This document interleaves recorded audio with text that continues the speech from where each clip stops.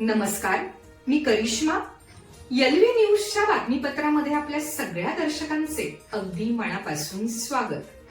आपण पाहत आहात एलव्ही न्यूज. प्रिय आणि पाणीदार माजी खासदार संजय काका पाटील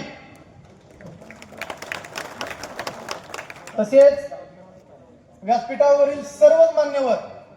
मला जरा बोलता येत नाही त्यामुळे जरा थोडं काका काल 25 वर्षाचे आमदार इथे येऊन गेले. ते आमदार विकास कामावर कमी आणि नितीन आमुनेवर जास्त बोलायला लागले.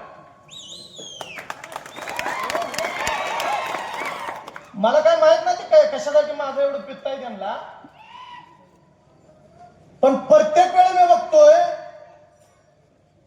बऱ्याच दिवसापासून बघतोय, येणार पोलीस स्टेशनला जाणार, एसपी साहेबांपर्यंत जाणार आणि साथ कुणाला देणार तर सावकारकी करणाऱ्यांना, आया बहिणीची छेडछाड करणाऱ्यांना, कुणाला बिना कामाचं धमकावून पैसे मागणाऱ्यांना.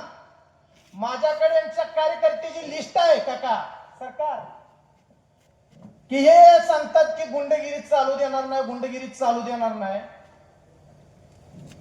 नितीन आमुनेनं काल एक प्रकरण केलं, तुम्हाला सगळ्यांना माहित आहे.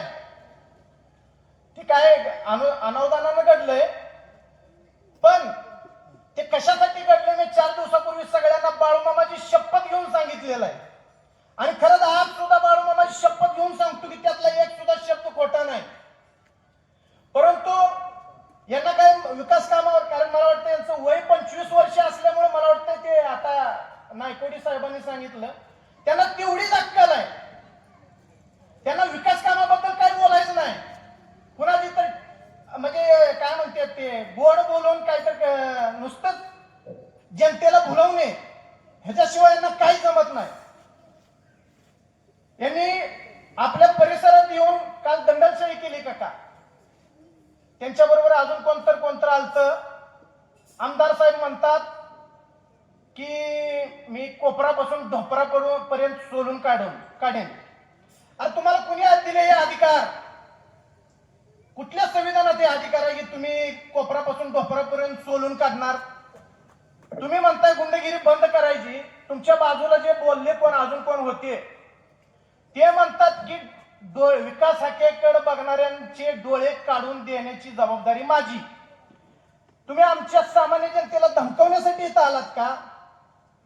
तुम्ही आमदार आहे, संविधानानं तुम्हाला अधिकार दिलेत, कशासाठी दिले? जनतेची सेवा करायला दिलेत का इथे येऊन सामान्य माणसाला धमकावून मतं मागण्यासाठी दिलेत? मला त्या विकास हाकेकडे बघितल्यानंतर डोळे काढणाऱ्याला सांगायचं आहे, आमच्यावर किंवा आमच्या सामान्य माणसाला जर तुम्ही धमकावून डोळे काढण्याची भाषा जर कोण करत असेल तर त्या डोळे काढणाऱ्याचा हात पहिलं काढणार, एवढं मी जबाबदारीने सांगतो. या आमदारांना मनापासून सांगतो की मी नितीन आमुने म्हणून तुम्हाला मी सोसणार नाही. तुम्ही फक्त विकास कामे आणि खरंच जनतेचं काय म्हणजे खरं काय आहे म्हणजे ध्यास म्हणा, विकास कामे असतील किंवा पाणी असेल, आरोग्य असेल, शिक्षण असेल, या संदर्भात बोला. पण जर प्रत्येक ठिकाणी जर नितीन आमुनेवर बोलणार असेल तर तुम्ही तुमचं आमदारकी सोडा आणि कधी पण रिंगणात माझ्या समोर या. तुमची काय असेल ती ताकद माझ्यासोबत माझ्या विरोधात लावा. या ढालगाव नगरीमध्ये पुन्हा एकदा मी वचनपूर्वक सांगतो, मी कधी कोणावर अन्याय केलेला नाही. सरकार आणि काका तुम्हाला सांगतो, तुम्हाला काहीतरी खोटं ह्याच्या अगोदर कळलं असेल, पण हा नितीन आमुने कुठल्या एका गोष्टीचं व्यसन करत नाही, कुठला खराब नाद नाही, कधी कुठला 2 नंबरचा व्यवसाय केला नाही. तरी सुद्धा माझ्या आई वडिलांना, माझ्या आजी आजोबांच्या पुण्याईनं माझं चांगलं आहे. आणि मी मागे सांगितल्याप्रमाणे आज मी फॉर्च्युनर गाडीतनं फिरतोय. त्यामुळे मला कोणाला खंडणी मागायची किंवा चेन चोरायची गरज नाही.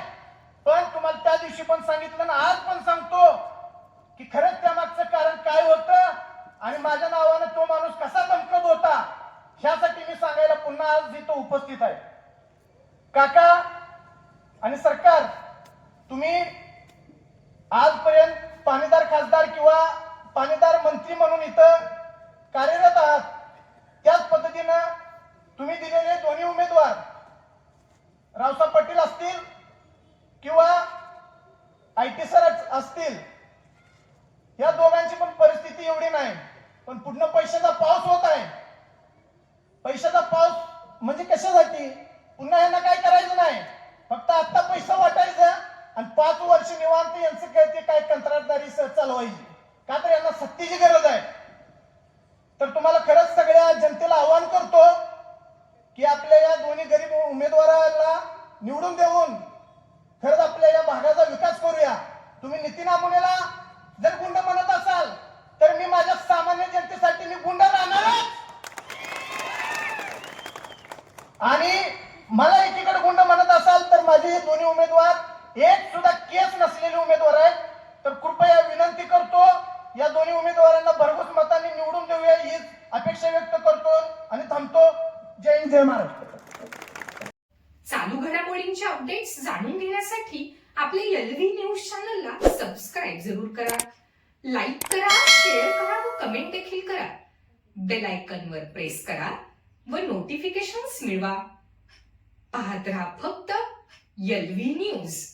मुख्य संपादक विलास उत्तम लोखंडे.